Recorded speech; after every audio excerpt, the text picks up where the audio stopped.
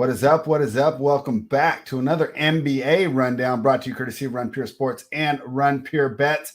Tyler and I are back, but we switched guests. Title is out. Travis is in. Travis, how are you doing? Yeah, pumped to be here. Man, I feel like I've been pretty dialed in on NBA. My betting's been pretty good too. I haven't put much on the sheet because just there's too much going on right now. The holidays are nuts, so it's just one of those things where I feel pretty dialed in. So hopefully we can find some nice winners. The news is absolutely nuts as well, and I do think the NBA. I feel pretty good about it right now. So let's keep this thing moving, and we'll bring some good DFS takes. We'll bring some good betting takes. We'll get the props from Tyler. We'll get some good sides from you, Spread, and we'll get the winners going. Sounds good. Well, let's get right to it because I already know that Tyler's doing great because we did a show about an hour and a half ago. The first game on the slate is the Philadelphia 76ers plus 3.5. The Boston Celtics are now minus 3.5. Total 213.5.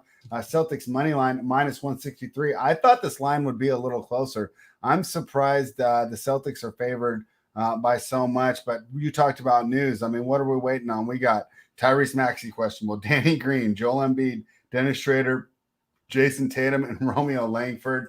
Kind of hard to really take a stand here. I guess if I assume that everybody's playing, I actually kind of like Boston here, even though I think I'm more bullish on Philadelphia's team overall this season to do better overall. But I just like the way that Boston matches up with them. And I really like having Tatum towards the end of the game. You know, we watched against Brooklyn where Embiid tried to act like Kevin Durant at the end and dribble around and shoot some threes from the perimeter rather than getting down low. Maybe he tries to do that with Tatum again tonight. I think I just trust the Celtics to execute a little better down the stretch. Plus, I think they're the better conditioned team. Tyler, let's start with you. What are your thoughts on the Celtics and the Sixers? Yeah, I'm on the same side as you. I think the Celtics are the right side. I mean, looking at this injury report, I counted 22 total names on it. I mean, that's just ridiculous, just in one game. Mm-hmm. So you got a bunch of guys out, a bunch of guys questionable. Now, if Tatum's rolled in, definitely like the Boston side. But they'll have Jaylen Brown, so he'll be able to shoulder the load if he does happen to sit.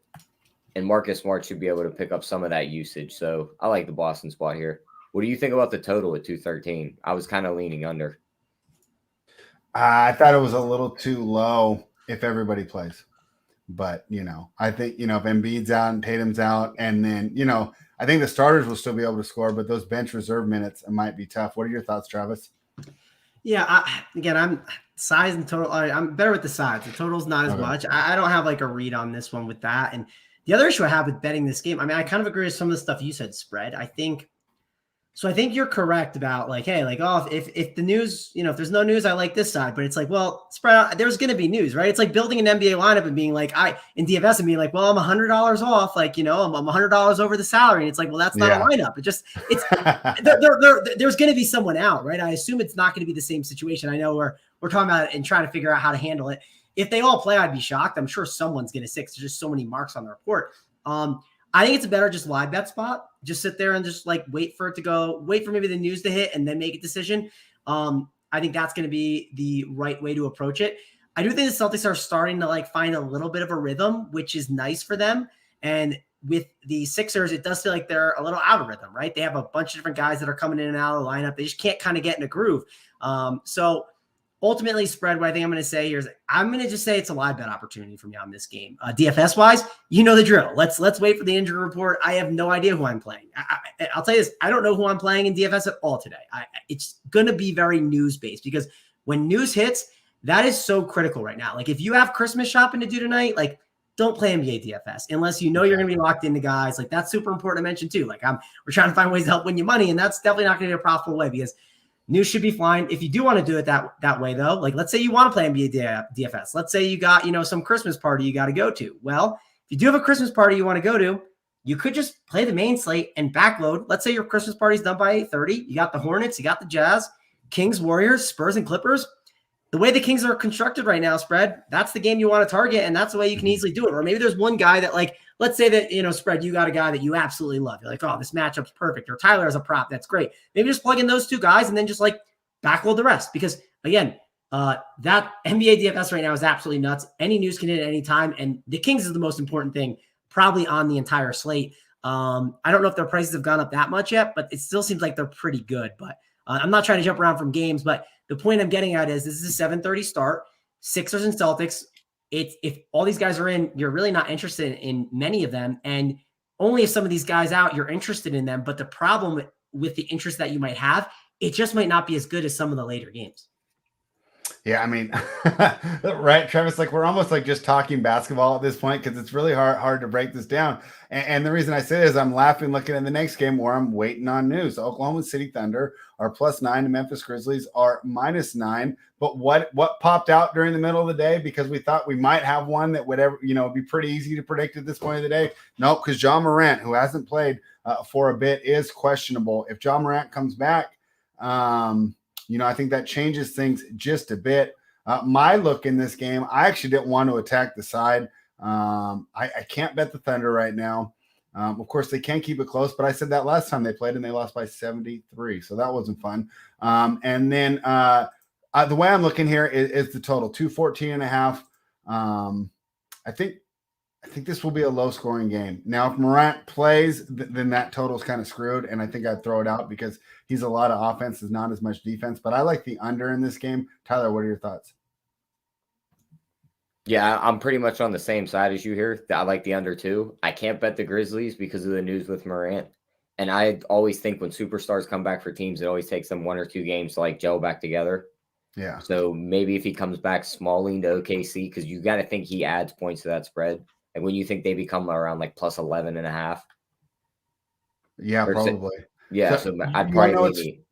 Funny, Tyler, is when I started that superstar subtraction thing, I ran the numbers, and this was 3 or 4 years ago, so they're not updated, right? But I mean, it was a big sample that I did, and the subtraction one worked. It was like 54 something percent, right, or 55. It was like a big edge. I liked it, right? The guys coming back. I can't remember what I named it. Superstar edition. Yeah, superstar edition, something like that.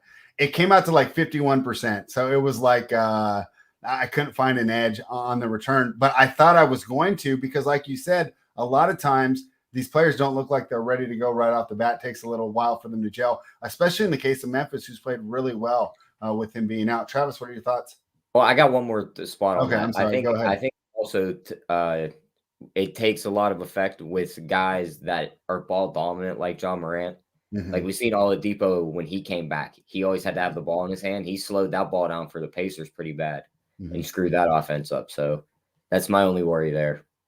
Yeah, I was thinking about that too because they've been doing so good without him. Be interesting to see how he reintegrates. I think he's a high basketball IQ guy. I wonder if he says, hey, maybe I don't need to be so ball dominant. What are your thoughts, Travis? Yeah, the Grizzlies are fun to talk about because I feel like I've been betting the Grizzlies a lot lately, and it's yesterday was the day it didn't work out, right? But for the most part, it's been pretty good. And it's because I kind of caught on this early too, and especially in DFS, like, man, they're really good without Ja Morant. Now, I'm not saying they're better without Ja Morant. Of course they're not. They're a better team with Ja Morant. But I do think I think Ja Morant might, and I hope that basketball IQ idea, what you're saying, pans out. I hope Ja says to himself, hey, I probably don't need to play iso ball as much as I am. I can let others do stuff. Do you know when Ja needs to play that iso ball? In the fourth quarter, in playoff games, when it matters, right? Like when it's needed, when Jaren Jackson can't get you a bucket, when Dylan Brooks is struggling, like he needs to use that awareness and understand timing. When do I do each thing? When is the time to take over? Just like Dame. Dame, for the most part, he waits a little too long, but he takes over when he needs to, it seems like. He just waits for the panic button to be hit. Now, so I think that Ja can do that. I do think first game back, he could have some struggles trying to like reintegrate into this offense. And maybe he's having trouble, making sure guys get their shots, or maybe he's out there dribbling too much, right? And not getting others involved. And then other guys get frustrated. It just leads to issues. So that it could be another good live betting spot just because you want to see how it goes. If you do want to back the Thunder side, I think it's kind of similar to the Warriors spread. Like I've explained a lot in the past, their range of outcomes, and it's a little different now because I think they're a better team, but the range of outcomes are just so wide that if you are on the Thunder, I think you want to be betting those alternative lines, right? And on the other side, if you do think that the Thunder are just going to get destroyed, you want to be on the alternative line for the Grizzlies side. I just think it either goes really good or really bad. There's just not a real in between with the Thunder. When it does go really good, though, it goes right and everything clicks. But when it goes bad, it just goes south. So I think that's how I would approach it from a betting perspective. again, kind of another live betting spot for me, just because it's going to be a new situation. It just is. We don't know what's going to happen. So you can watch the first quarter and then evaluate from there and then place that bet. I think that's kind of the best way to approach this game. And then DFS wise, if Ja's back, all these guys are overpriced. You just can't really be plugging them into your lineups. And again, there's later news that you can go to and later players that you can play. Are you itching to play any Thunder guys? No, I don't think they're necessary to get into your lineups either. So this just Lou Dort's usage was so high. I was going to ask you about Dort, but he's 6,100, right? I mean, there's just no point, right? Like you look at like if there's anyone you're considering playing in one of these early games spread, like look at them versus another guy and be like, can I find someone else to plug in a similar price tag? And probably the answer is yes. The only thing you're gaining spread by playing a guy in these early games is you are gaining information. If you play Lou Dort, even if he's 6-1, but let's say you play Lou Dort and he's 1% owned. Well, if Lou Dort sucks spread, you're probably behind and you need to get off the chalk. If Lou Dort goes for 50 and you're got a 1% guy that went for 50, of course, the likelihood of him having a really big game at that price tag and in this matchup, it's not as high, but you will gain the information of having a low owned play and they can slam in a lot of really good chalk plays around it that can kind of get you home. So that is the value in playing an early guy, but on the flip side, you can get absolutely buried. So, let me ask you a complete noob question. So let's say I'm in that little scenario you talked about earlier, right? I got the party till 8:30 Eastern or 5:30 my time, right? Yeah. Can I just reserve it right now and not even touch it and fill the lineup then, or do I actually have to put players in before 4:00 and then change? So what used to happen was, at least on DraftKings, you would just get your lineup would be dead. Now they made it where if you reserve something and then it'll just backload to the last games. What I would personally do, and this is what I always do spread, even when I'm doing normal teams, right? Let's say 7:30, I want to play Joel Embiid. I put Joel Embiid in, and if I'm in a panic, like it's like 3 minutes before, I just literally go on DraftKings. I click the last like 3 games, and I just click random dudes like Ramsey. Like I just click whoever, but I know they're all in the last game, and I can make swaps with it. So I personally, so there's no errors or mistakes. I would just plug your team in with all guys from the 10 o'clock spots, right? Like just go in there and make sure you're clicking on that game only. Double check, be like, are they all the Sacramento guys? Are they all Jazz guys? Make sure it's all late guys. That's what I personally do because I like to have a lineup in there. I'm forgetful, so I need to see that lineup spread. If I don't see the lineup, like I'll forget I reserved it. It'll just be the money will be gone. Like I'll just we don't want that. That's how I do. Okay, cool. Well, thank you for helping me with that newbie question. The Houston Rockets plus 6.5 heading to Chicago to take on the Bulls minus 6.5. All right, here we go. I get to actually take a stand. I don't like a lot today, but I do like this game. And let me tell you why. Houston Rockets don't play defense, right? They had that nice little run, and Eric Gordon was cueing the defense, right?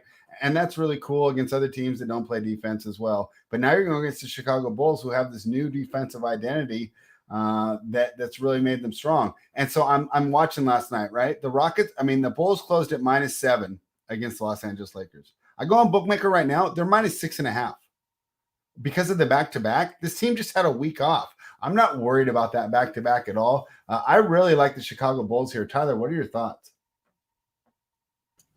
Yeah, I mean, I definitely agree with you here. Houston, no defense played.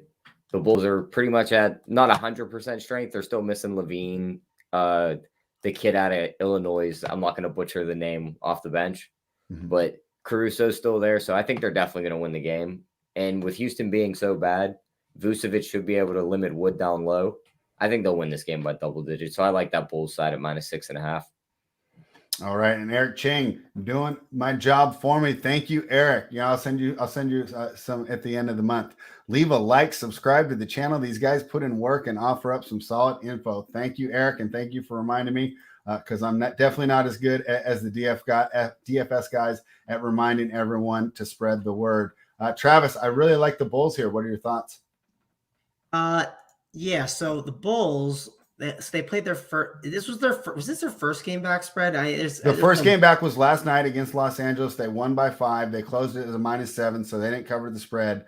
But if you watch, I mean, the Lakers played them pretty close. But I told Tyler, I didn't put it on the sheet, but I made a little square money line parlay just to close out my evening, and I took the Bulls and the Timberwolves over the Mavericks, and I never really felt in like danger of losing. I think they were down maybe like 93-92, but Felt pretty confident having the Bulls the whole way there. So this is their first game back since that little COVID break they had. Yeah, so it's that the thing I wanted to mention about that. So one, weren't they -3 to open? Did they close at -7? Did you say? Maybe because of AD being ruled out. I don't know if he's worth 4 points though. I don't think Probably. I'm wondering. I almost bet them when they were I think -3. That's why I'm just thinking through how far that number could have moved. It could have been the AD stuff. So against the Rockets, I've been a Rockets believer. I've been betting them a little bit throughout this stretch, so it's been good. Their injury report is going to be key. I know they've had guys in and out. It seems like they're healthier for tonight, though. So that's at least good. They're not full strength, but getting Christian Wood back is obviously good. Jayshawn Tate at the 4, it's just better for them in general. And Eric Gordon is kind of like taking more of a lead role, which is nice. Because Eric Gordon is just like a better basketball player than some of these other guys. He might be older, but he can do it for a stretch. He can't do it for 82 games in a row, but he can definitely do it during this stretch, I think. My issue is I think this Bulls team, these condensed rotations are kind of nice for them. This was their first game without LaVine against the Lakers. You are going up against LeBron James, right? And people want to talk shit about LeBron, right? Oh, he's terrible. He's this. Well, LeBron, you can't judge LeBron's last, probably last, 20 games he's played or whatever. You can't judge those based off of what he's doing now. This Lakers team that you just saw, yes, they did not have Anthony Davis, but LeBron James shot the most shots he shot this year in the paint. He took the least amount of dribbles against the Bulls than he's taken all year. What does that mean? Well, LeBron is actually playing like he's supposed to. He's in more takeover mode. He's not taking stupid three-pointers and yielding to others. So this is not the same Lakers team. So that could obviously be a little bit so obviously the Bulls beat them, and I think this Lakers team is not as much of a slouch when you have LeBron there. So you might look at that Bulls win last night and say to yourself, okay, this Bulls team, maybe they're not that good, or maybe they're struggling right off the COVID gate because they barely beat the Lakers. I go the other way. I think they're actually going to beat up the Rockets pretty good. The Rockets team, they've been playing a lot better, but they have Lonzo, they have Vucevic. On top of that, they have DeMar DeRozan, and I think ultimately they're going to be able to get whatever they want. It is a back-to-back, so that is some of the concern in laying 6.5. Does that worry you a little bit, Spread? Is that too much on a back-to-back? I think when you think about I think that most people think so, but I think when you're coming off a week rest, it's not. Yeah, you're probably right. That's another great point that I wasn't even just thinking of. You're coming off that week rest. Also, maybe there was some rust last night too, and you don't kind of play for a week and stuff. Maybe that kind of played a factor. Maybe it goes the other way. So I'm kind of leaning the Bulls with you guys. Or I think you said the Bulls side. So yeah, I'm on the Bulls. I think the more we talk about it and more I'm talking through it too, because like I said, I think people look, and yes, Isaiah Thomas, I know in the lineup is not good, right? Like, yes, I know that. That's probably another good point that maybe someone is saying in the chat, like, oh, they had IT2 in the lineup. How could you say they're better? So probably a good point. But what I'm getting at is that LeBron type usage. That's why the game's so close, right? LeBron could carry me, you, and Tyler to over the finish line. So I think I'm going to lean on this Bulls side. And one guy I think is a pretty good play here. And again, we only have one sample size of it without LaVine, because this is really the only game that he's missed was last night. So it's hard to figure out DFS wise, but I do think there's opportunity here that we don't want to completely ignore, because one, we're playing against the Rockets. Rockets are a team to target. Lonzo Ball, 7.7K on DK. He only had 35 DK points, which is sort of frustrating, but he came out of the gate really strong. And I think it's a spot where at 7.7, he can pay off that price tag. DeMar DeRozan did kind of go in takeover mode last night. He ended up having 52 fantasy points, which at 9.3K.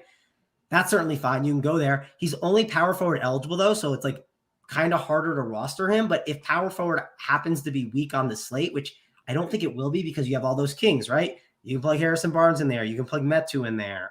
So I think that you need to figure out, if you're going to play a Bulls guy, you need to figure out if the position is weak and they're worth going to get, if that makes sense. Like, for instance, a Vucevic at 9-1. He can certainly have a good game and see a pretty high usage rate and kill the Rockets inside.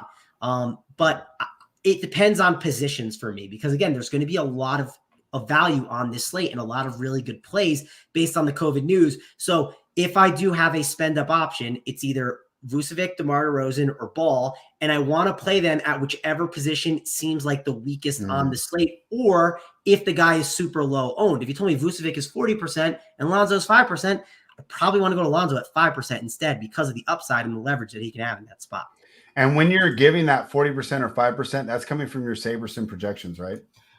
Yeah. So I'm talking ownership, right? Right. Yeah. But are you projecting ownership before you make the lineup, or are you just kind of going, oh, look?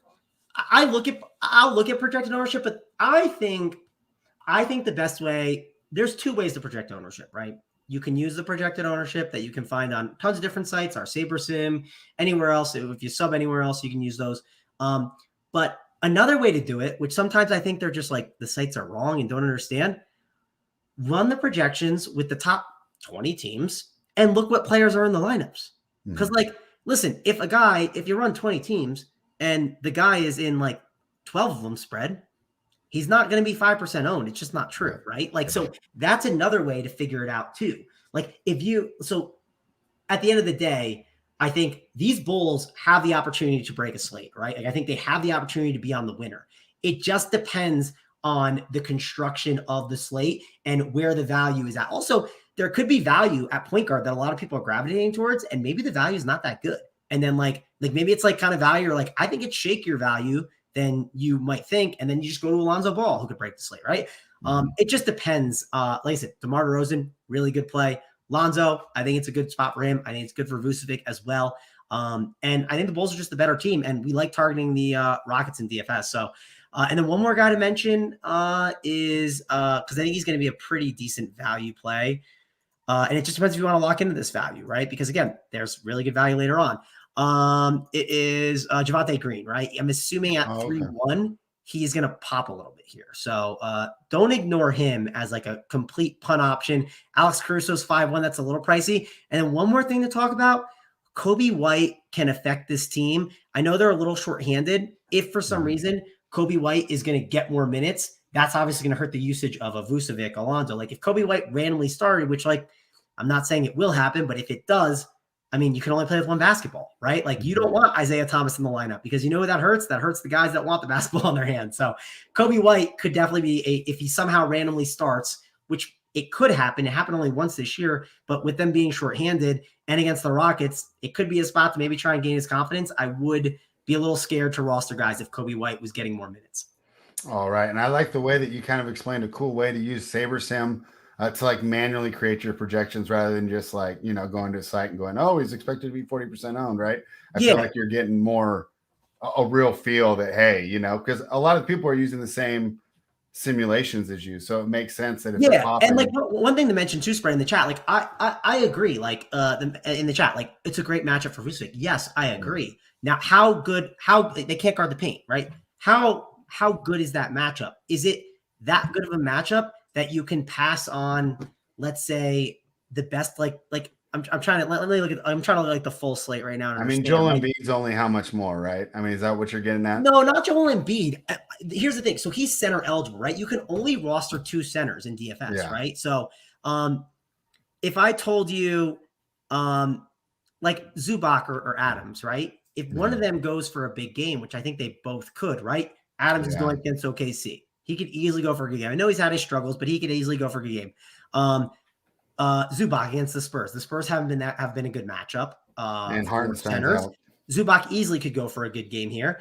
Then you only need one center spot, or in utility, you can go guards, right? Or let's say there's a center that pops up. That's the best center play on the slate at 3.5K. Well, now you might not need another center spot. And of course, that's going to depress his ownership, which could be good in tournaments. But at the same time, it just might not be the full-on construction. I know I'm kind of talking in circles a little bit about it all. And it's sometimes matchups just don't matter as much as it does with the construction of the DFS lineup. I think that can be more important.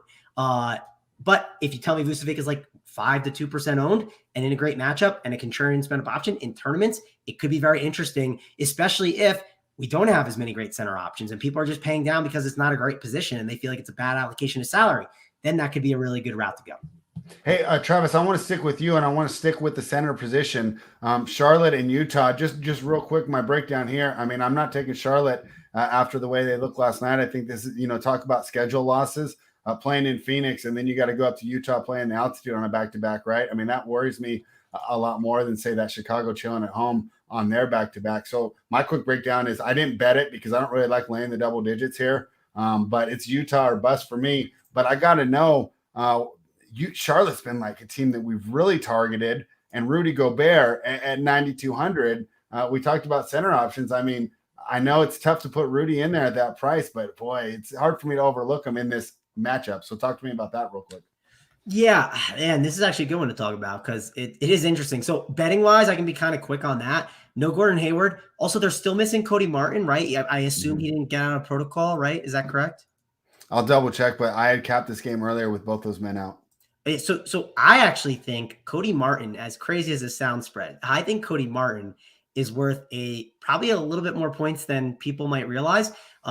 They were really bad last night, Charlotte, at least early on. They didn't make like some rallying comeback, I assume. And what I noticed was it just seemed like defensively, they were a lot worse. I feel like sometimes you have one guy that like is like the straw that breaks the camel's back with like the defense. And like, maybe it's Cody Martin. He might be the guy that helps glue that together because they have so many high usage offensive guys.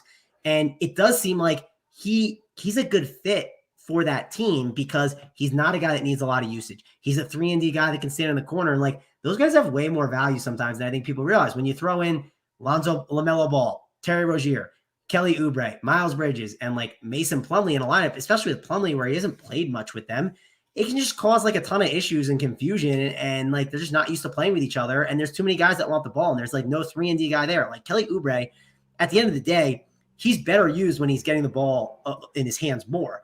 And he's not supposed to be a 3-and-D guy. He can like kind of do it, but it's just not going to work as well. So I think Cody Martin helps them a lot defensively. And I'd rather be on the Jazz side. I almost laid the double digits last night. I didn't end up pulling the trigger because I was like, who knows what news could happen. And I didn't know what Mike Conley's status was. I believe Conley is in, correct? He's in tonight. Yeah. Yeah. So Conley being in, I think hurts Rudy Gobert because when Conley is out, it actually helps Rudy a little bit more because it's not two guys fighting over that ball. Rudy gets a little bit more post opportunities, not a ton, but it adds up. And also, I think when you do have Mike Conley out of the game without Rudy Gobert, I think the thing it really helps is Mike Conley is a really good facilitator. And sure, it can help Rudy, but I think it leads to him trying to get a lot others involved. And instead, when Mike Conley's out of there, it leads to a lot of like just not as great. Like it's either Donovan Mitchell playing hero ball or outside threes that, yes, if they fall, they go in, but they naturally lead to a lot of rebounds that can lead to putbacks. And I think it helps Rudy Gobert out actually for his upside. And I think Conley being in there might cap his upside a bit. So especially with the blowout factor too, it is nice sometimes to roster some Utah guys because like you just know if it blows out, Quinn Snyder still plays his guys a good amount of minutes. But this could be a game where I wouldn't be shocked if it got super out of hand and then they just kind of, ride off into the sunset. And Rudy Gobert's 9-2. He's not 8-2. So that's kind of one of the concerns there. All right. Great breakdown. Tyler, what are your thoughts here on the Jazz and the Hornets? Yeah, I mean, this was pretty much a game I was just going to stay away from. The Hornets were just now getting all their guys back from COVID. I'm not big on them. And with the Jazz not having Conley, I could see this game going either way. So just small lean to the under, nothing on the side. Tyler, did they have COVID or were they in protocol? Do we know? I know they were in protocol. I'm not sure how many of them like actually had it. Okay. The touchback on that Bulls game, the reason I say this, and maybe it's fresh in my mind, is we saw this with Myles Gaskin, right? Like he was clearly not getting as many minutes the other day because of COVID. And Portland, he played 29 minutes, LaMelo Ball. Phoenix, he played 25 minutes. Yes, the one game blew out, but he played 25 minutes in the blowout, played 29 in the other. That's likely losing that 4-minute rotation. You might not be getting enough LaMelo Ball minutes than you'd like, and he might be more eased in. And we've seen him babied, and less LaMelo Ball minutes is worse for the Hornets. So it is something to think about, like with some of these guys coming back from protocol. Like, what is their conditioning? I don't know what they're doing. Were they just sitting on some, Xbox, like playing video games and just eating some food? Of course, I get it. They're in shape, really good athletes. But if they also got COVID too, I think it's something that we're not thinking about when we're looking at projections and we're factoring things. We're just assuming, oh, he's back. He's perfectly the same. And yes, I think in some cases it can be, but it is something to think about in tiebreaker scenarios and capping stuff. I don't know how you guys feel. Maybe I'm overreacting because I just saw it with Myles Gaskin on Sunday. The other thing is, was he getting pulled just because his defense was terrible? Yeah. I mean, right. So I can't even say if it's COVID, the reason he didn't get those minutes. But The only reason I mention it with LaMelo Ball is we have seen a scenario where he has been babied and he's a rookie. Like we've seen a lot of signs. we've also seen him get benched for bad defense too. Yes. And I'm not, and of course, if you don't play for 10 days, yeah, you might like lack a little defensively, right? Like, Spurs, if I don't hop on a show for 10 days, I might have, my first couple shows back, I might miss a couple things. I might, miss looking at an injury report. I might, forget what I'm doing. And I mean, yes, there's just little mistakes that you can make where, again, I think in tiebreaker scenarios, and like, I'm just thinking about those things. I'm not trying to overvalue it, but like the other night, I thought about playing LaMelo Ball. I was like, him or Russell Westbrook. Like Russell Westbrook hasn't been as great. This was before the Anthony Davis news came, but I was just like, LaMelo Ball is not a bad play against Portland, but I was like, he has been babied with minutes. I don't know. He only saw 29 in the last game. Do I think it's going to get up to 34? I don't know. He's probably a better tournament play if he's not owned because we know what the upside can be, but I end up staying away and it worked out. I just think it's things that you need to think about and understand what the ownership is as you make that decision and what contest you're in. All right, let's move on to Value Land. The 10 o'clock for the East Coast, 7 o'clock for us. My Sacramento Kings plus 13 head to Golden State to take on the Warriors minus 13. I mean, Tyler, I'll be quick here. The numbers say to take the Kings, right? Even history between those teams tells you to take those Kings. They usually keep it closer. But I'll tell you what, man, I'm kind of out on this team right now. I can't get there, even though the numbers and, previous history dictate that you should. So I was not going to bet on this game, and I was going to ignore my power ratings. What are your thoughts, Tyler? Yeah, I mean, pretty much the same way. If you gave me one of those hypothetical free bets, I'd put it on the Warriors, but I'm not betting anything on them. The only thing I'd look at maybe in this game is Steph's points prop at 32.5. It seems a bit high, but no Jordan Poole, so he's just going to be shooting away tonight. Yeah, I just wonder also with the minutes in the minus 13. We'll see. I don't know. And Travis, you might be able to answer this better. Does Kerr limit him in those blowouts, or does he get run? And what are your thoughts on this game? On who? Who get Curry? Curry. Should we worry about if I spent up for Curry? Should I worry that they win by 20? They're up by 20 in the third, and he doesn't get minutes. Yeah, because he has that weird rotation. Gosh, I should pull up popcorn and see what his rotation, because I know he has like a different kind of rotation where I think let me pull up like a random Golden State game. Let's see, like a close one. These are good to look at. So if you go on like popcorn machine, like against Boston, you'll know his natural. Supposedly he doesn't like it either. Yeah. So this is here. I'm actually against Boston. Did he not? No, he did play. Yeah. So this is his rotations, and not that it's annoying, but if you think about for blowout, right? He comes out. Oh gosh, I got an ad playing. Sorry, spread. Let's see. So he plays that first 12 minutes, right? Then he played the final 5 minutes, but the fourth quarter, he played the whole third, and then he is not getting the start of like the third quarter. He doesn't do like I start the third quarter, or not even start, but he doesn't get like I get 10 minutes and then I go to the 6-minute mark and then I get a 2-minute break and then I'm back into the 4-minute mark. Like some guys have that rotation. He has the I don't play the third and then I come in the 7-minute mark. Well, if it's a blowout, he's just not going to play that whole third, right? Like it's just not going to happen. Yeah. At least that's what it's saying on this Celtics one. I do. No, that was it, and he doesn't like it because it's traditional, right? Normally, like LeBron, the stars, right? You bring them out with 2 minutes to go in the third, and the idea is they get the extra couple minutes of the fourth quarter break, right? Where they're just sitting down and chilling, and then they come in 10 minutes left, so it's like 4 minutes of game time. But the idea is you get the extra 3 or 4 minutes with that TV timeout and the longer break in between quarters. Yes. Kerr likes it this way. He doesn't, but Kerr wants him super, super fresh for those last 7, and he's a team guy, so he hasn't like specifically said like, hey, this is terrible, but he has kind of hinted that, he's not that comfortable with it yet. Well, spread, I say this a lot. You pick your battles, right? NBA regular season is probably not the battle to pick that, right? Like it's okay. It's not an important spot. It's an important spot. Like don't do it in game like 4 of the Western Conference Finals, right? Like it's just the rotations change. So you gotta pick your battles, as we joke with Hoop on the show, he's got those dumb hoops behind him, right? I'm not saying my thing's behind me great, but he lets the wife win there. You gotta win in the other department. So, I want to look at the Warriors schedule though, because it's kind of worth looking at. They play on Christmas, right? So that game matters. So is there a chance they play the 20th, they play the 23rd, and then the 25th? So that probably doesn't matter too much. No, we I do don't have to think start so. thinking about that though. The Christmas games coming up, because those are like marquee games. Like those are like playoff games in a way, right? Like I think that's why the Nets game got canceled tomorrow already, because they're just like, we got to get everyone ready for it. Exactly. We don't want to cancel a Christmas game. Yeah, that too much money there, man. I'll tell you that. And those guys love playing in those games. So so there is risk to Steph Curry, obviously, because of if the game blows out, which it could.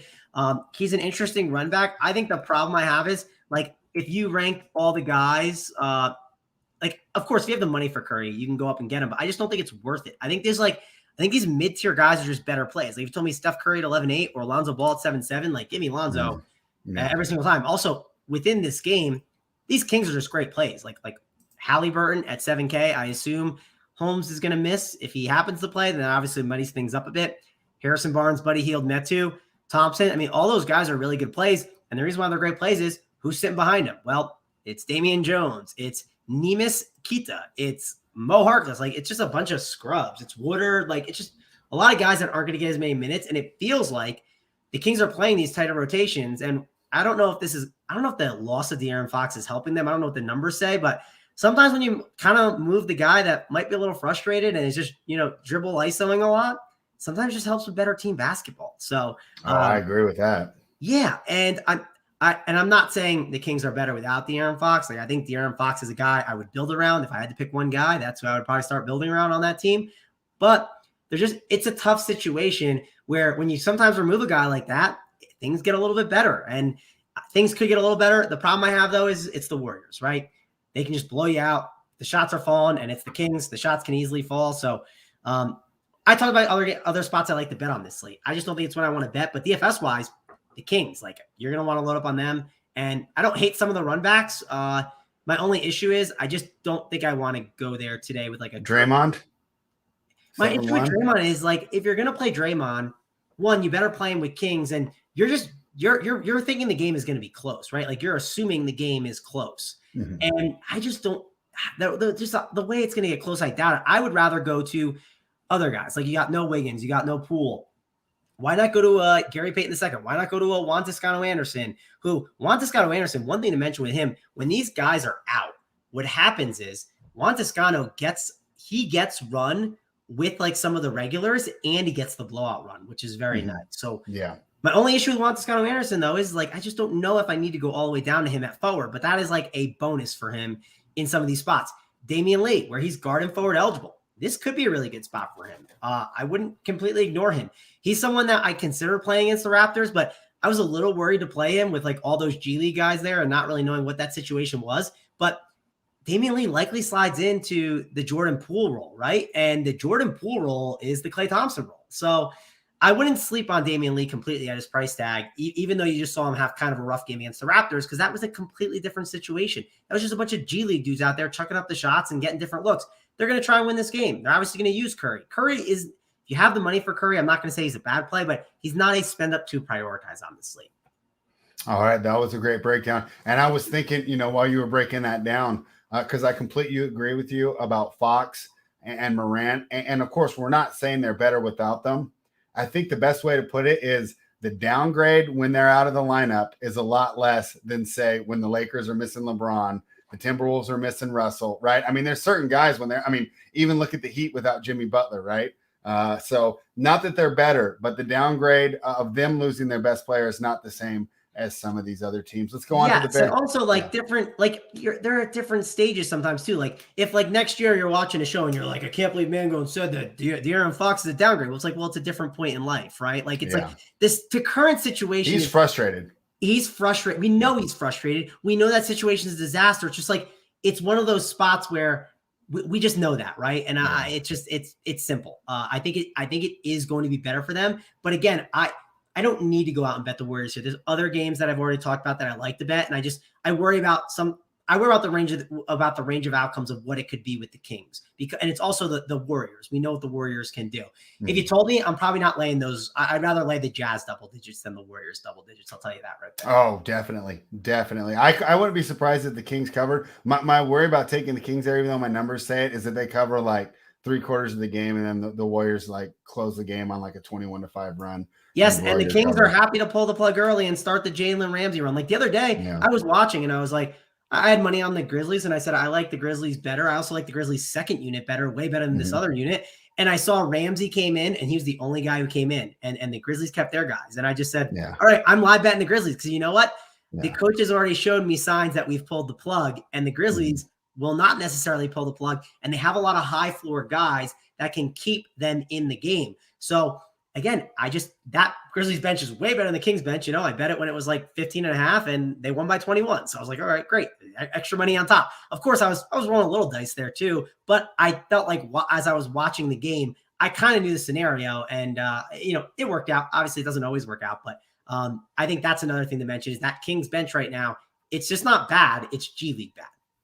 Oh yeah, it's really bad. The San Antonio Spurs are +5. They'll be in Los Angeles taking on the Clippers. This line is -5. It was lower this morning. Maybe that's because maybe now Paul George might be playing because it was as low as 3 this morning, and that was when I didn't expect him to play. He's questionable now. I'm not sure if that was an upgrade though. I should have checked. My bad. Usually I do. The injury it overwhelmed me today. You know, I mean, there was just so much. I didn't see if he's doubtful earlier, but this line movement tells me they expect him to play. I see Doug McDermott probable, Serge Ibaka probable, Marcus Morris out, and Hartenstein out, which is what I think is a good thing if you want to tout Zubac on DFS. But let's start with you, Tyler. At -5, it seems like George is going to play. Assuming Paul George is in there, how are you approaching this game? Yeah, I mean, I think it's still a weird matchup for the Clippers. I mean, San Antonio's got a ton of wings. They're a bunch of young guys. They can run a bunch of different rotations with those guys. I think they could give Paul George and them guys some trouble. So I kind of like them to win this game. I just like them on the money line. Yeah, let's take the plus money here. There's nothing wrong with the +166 to start your week, right? Travis, what are your thoughts?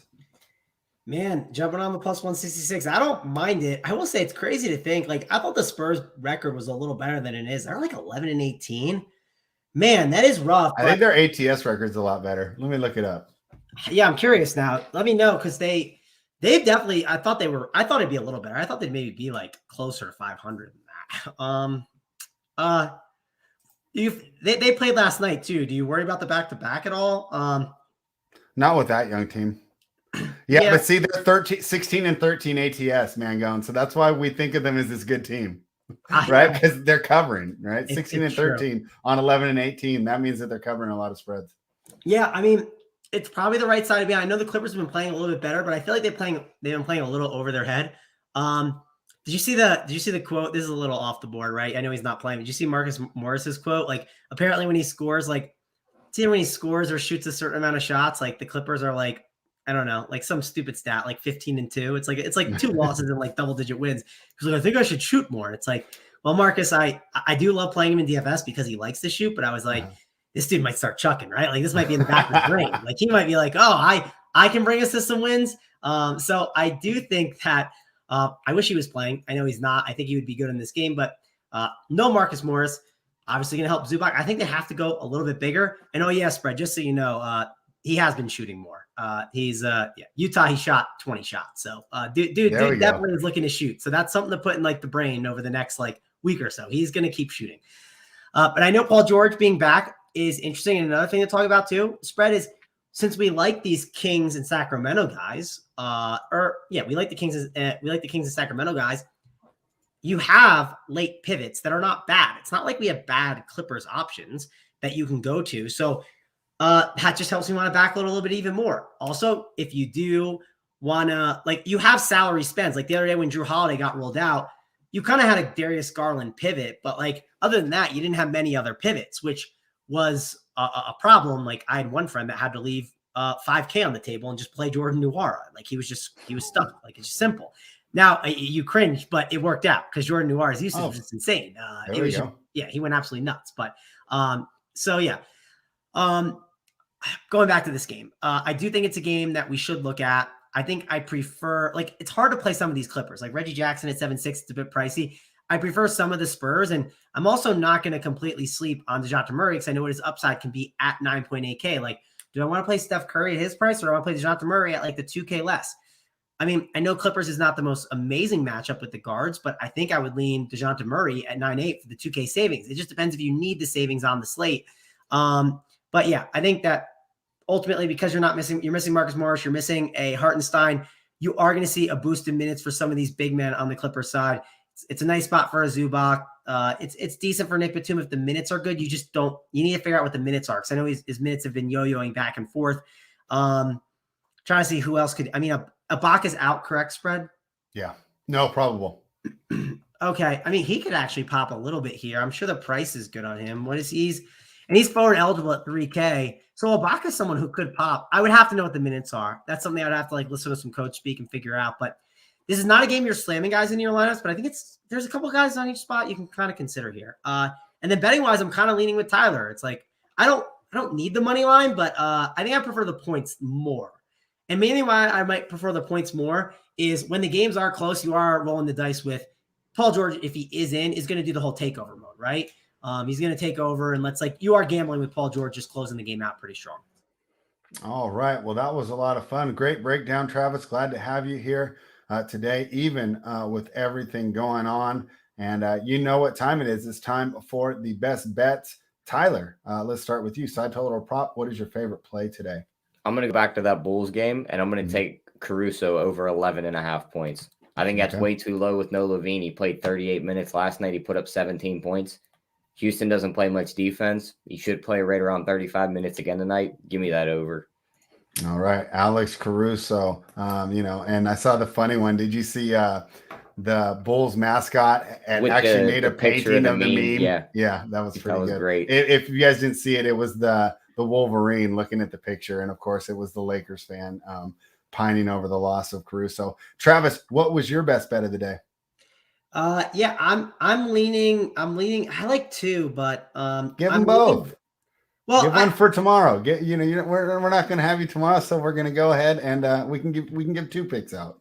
Yeah, well, I have an idea. I want to see. Everyone loves a good DGen parlay, right? So I'm seeing if this works. I'm seeing if it makes any sense. But let's do it.